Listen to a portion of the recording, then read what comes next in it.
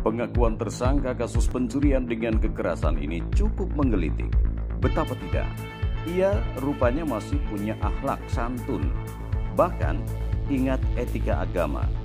Karena ini, di rumah yang menjadi sasaran pencuriannya, ia lebih dulu mengetuk pintu dan mengucapkan kalimat Assalamualaikum.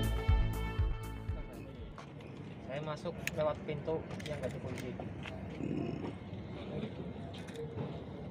Salam. Salam gitu, duduk-duduk gitu. Iya. Assalamualaikum. Berarti izin dulu sama pemilik rumah. Iya.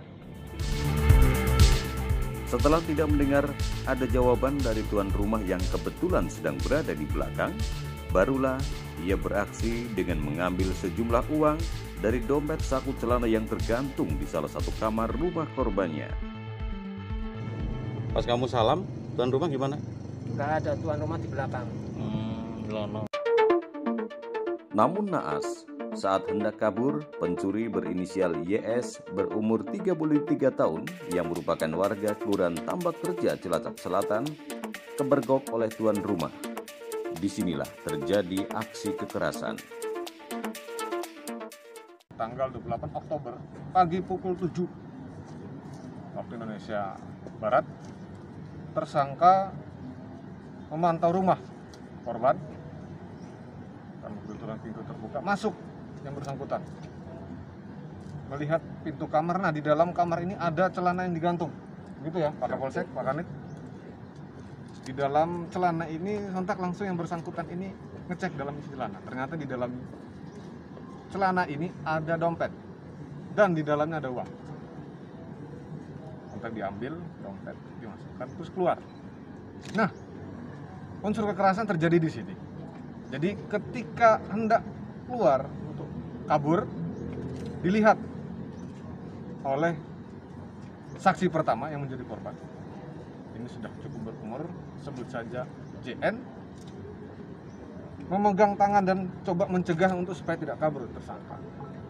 Tersangka melawan lalu mendorong. Akibat dorongan ini korban JN menderita luka di kepala dan pendarahan di kepala. Pendarahan ini menyebabkan yang bersangkutan harus dirawat selama 3 hari. Artinya opnam 3 hari. Inilah unsur kekerasan yang terjadi. Ditambah lagi ketika akan keluar juga karena sudah ada teriakan, ada saksi 2 dan 3 ikut bertanya dan teriak, namun dipaksa dibawa masuk dalam kamar. Diamankan di dalam kamar. Tapi yang bersangkutan tentunya mereka teriak, maling, maling. Nah, karena sudah teriaki, si tersangka ini lari dan sembunyi di sekitar semak-semak dengan membawa barang bukti, dompet dan isinya duit. Nah, ketika ini sudah terjadi ramai di sekitar lingkungan, pas memang ada patroli dari Pak Kapolsek, kegiatan anggota lengkap, langsung menyisir lokasi. Dan alhamdulillah kita mengapresiasi kerja dari Polsek Cilacap Utara, tersangka berhasil diamankan, lengkap dengan barang buktinya tanpa perlawanan. Penerapan pasal yang kita kenakan adalah pasal 365 KUHP dengan ancaman maksimal 15 tahun. Ekonomi yang bersangkutan informasi dan merupakan seorang residivis.